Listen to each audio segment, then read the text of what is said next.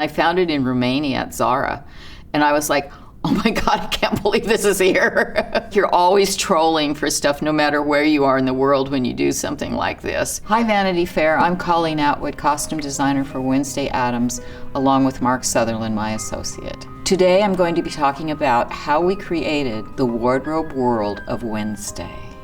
With Tim Burton, I've had a long time collaboration. My first job with Tim was on Edward Scissorhands, which was a great way to start. I had worked with the production designer Bo Welch before on something, and he had recommended me to Tim. And he actually hired me in the interview, which he's kind of the only guy that's done that in my life. He's like, yeah, you want to do it? And I'm going, yes, of course. We've done 13 features together and a couple other art projects and other things that Tim does. So we've had a long time shorthand, which is a wonderful way to work with a fellow artist. Tim and I discussed Wednesday Addams together, as we had kind of with Alice, that you feel like when something's as well-known and well-established as the Addams family story and the characters, that there's a beginning where you want to nail that and say, this is that person, it's recognizable.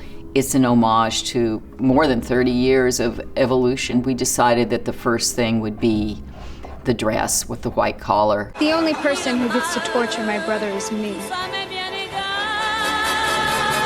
The first step in creating a costume is finding the material. I found the fabric first, and I had 2 or 3 versions of it, and I overdyed it. I did some playing around with it, and I landed on the fabric that the dress itself is made out of, which is a rayon fabric with a little white flower woven in. Ultimately, of course, because there's never enough fabric anywhere, I ended up screening fabric to match the original fabric. So that was the first step, and the second step was doing all these different collar shapes to show Tim. So I did those on a dress stand originally, just shooting them, sending him blasts of photos like, do you like this one, this one?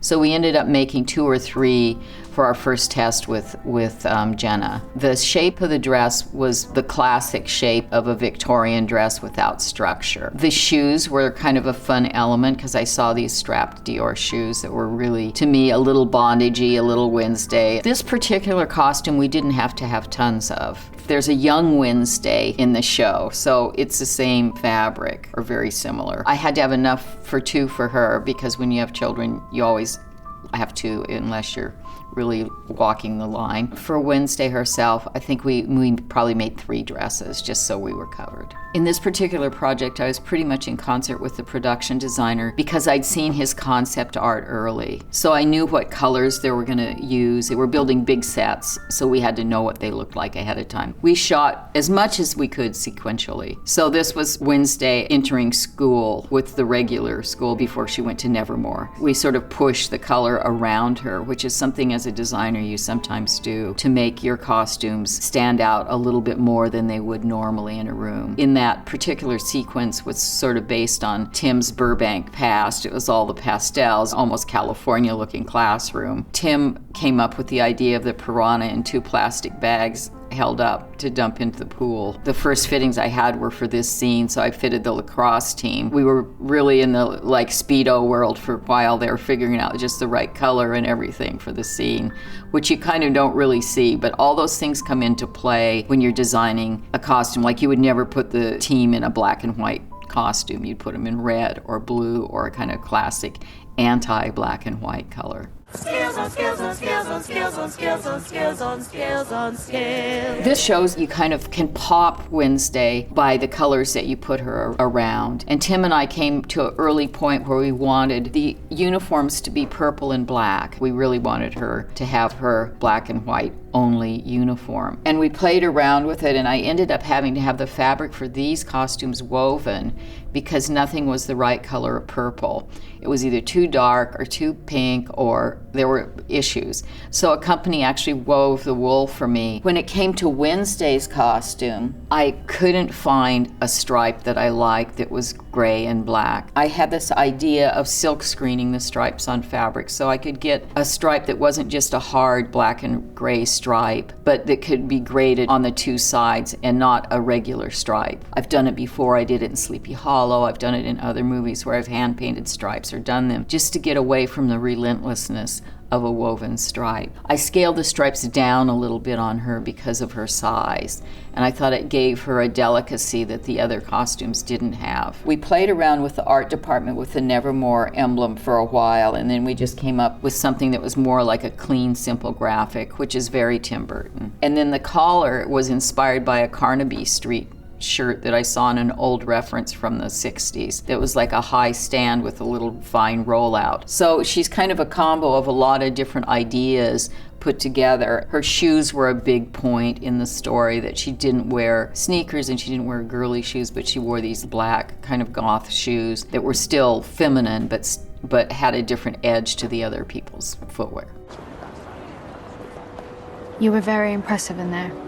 This look here, which is a Wednesday casual look, it's almost dressy compared to her other outings looks. And when you start designing with the limitations of black and white, it's daunting because we really started to lean into texture and surface on clothing in order to sort of contrast the sort of feeling of the black and white. So when I found this little, I call it the potholder sweater because it reminds me of those crochet projects that you had in school. And I found it in Romania at Zara.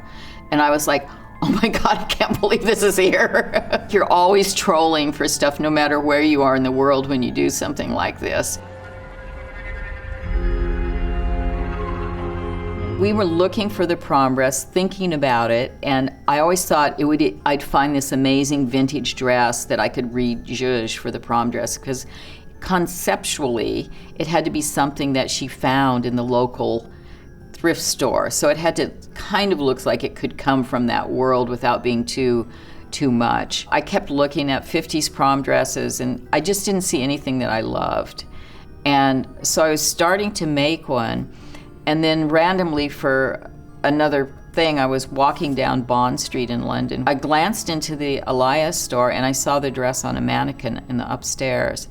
And I went in with my assistant, who's very petite. I asked the guy if she could try the dress on. I didn't know what the choreography was going to be, but I had her swish around in it so I could see how it moved and stuff. I just said, this is just the dress. I just knew it. I didn't even question it. And when Jenna saw it, she loved it. We scaled it down for her a little bit because it was a lot of dress, and I just kind of modified it a bit for the show. And then of course she runs through the woods in it, so we had to manufacture it ourselves, and we made probably 4 or 5 copies of it. So it was a very painstaking, labor-intensive process. Afterwards, I spoke to the people at Alaya because I was trying to get a dress for a display, and they said, you know, that was the only dress we made like that, because it isn't really their usual vibe at all. It was probably just somebody's dream project in the workroom, and it ended up there, and it ended up on her going viral. It was so crazy. My first fitting that I had with Jenna for the show about her wardrobe, she's very open, she's very collaborative, and she always says, Colleen, I trust you. So we had an all-day session with her, with hair and makeup, figuring out who she was going to be, and it really came together in a great way. And then halfway through the day, we brought in Emma, who plays Enid. Wait, you're joining the Black Cats? You're willing to do that? For me? They were so in tandem in my head visually. They were yin and yang. I didn't really want Enid to look like a puffy pink object, too girly, not with a little bit of edge. She was a wolf person. She had her nails that sprung out. She had things that happened with her clothes that had to relate to her character. So I used graphics on her costumes to balance Wednesday. She's very apart from people, and I think she feels as much an outsider as Wednesday, but on the surface looks way like an insider. Any plans you have of running away, and right now? The first time I met Catherine Zeta-Jones on this show, I met her on Zoom, and I know her because I did Chicago with her. She came on the Zoom and she had her hair really straight, her makeup on. She says, I thought I'd do my hair like this, have these really red lips. She was ready for work. Like, she's a very prepared professional. And we talked about the dress, and that, we sort of wanted to pay homage to the original black dress, but eventually branch out from it. I made 3 versions of the dress. I made one in leather that was really great, but maybe it was too much. It felt too costumey.